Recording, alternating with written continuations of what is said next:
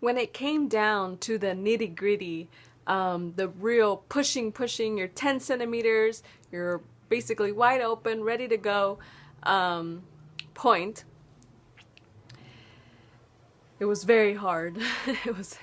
I've heard it described as you're stuck between a wall and a corner, and that's exactly how I felt. How hard I pushed for as much as my body could take. They were asking me to push to 10, but I couldn't push to 10. I didn't have the epidural, and I was well aware of how much my body could handle, and I couldn't handle pushing till 10. I pushed till 7. Count. I'm talking about counts. When they tell you 1, 2, 3, 4, 5, 6, 7. Next thing you know, the whole room's chanting. The nurse is chanting.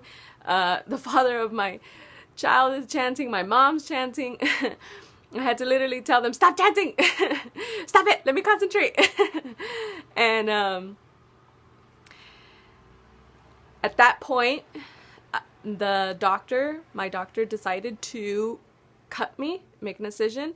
And after that incision, I pushed twice the 7 counts, and I was born. And it was miraculous. It was incredible, inspirational. It was such a huge event that I had been waiting for. And yes, it was gruesome. Yes, there was a lot of bodily fluids, and but it was such a relief. I was so tired. I was so done. Such a relief to finally have him in my arms instead of carrying him and nurturing him in my body, but to physically see the person, the being that I had been growing.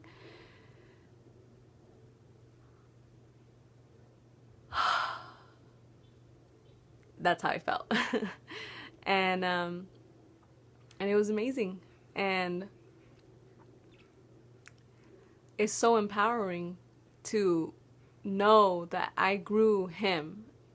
I nurtured him. My body sustained his life until he was here, right next to me, right beside me.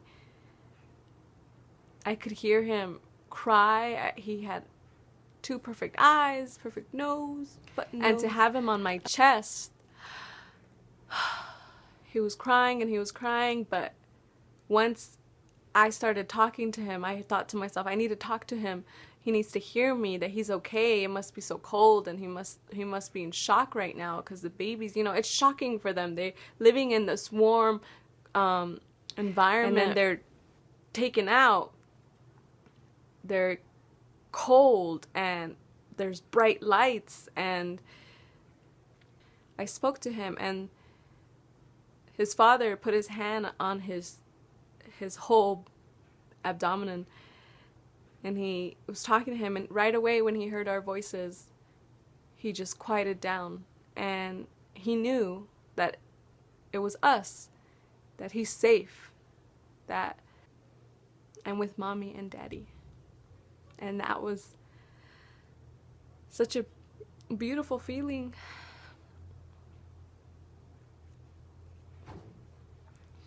And even now, you know, when I look at him, I can't believe it. Like, he's here.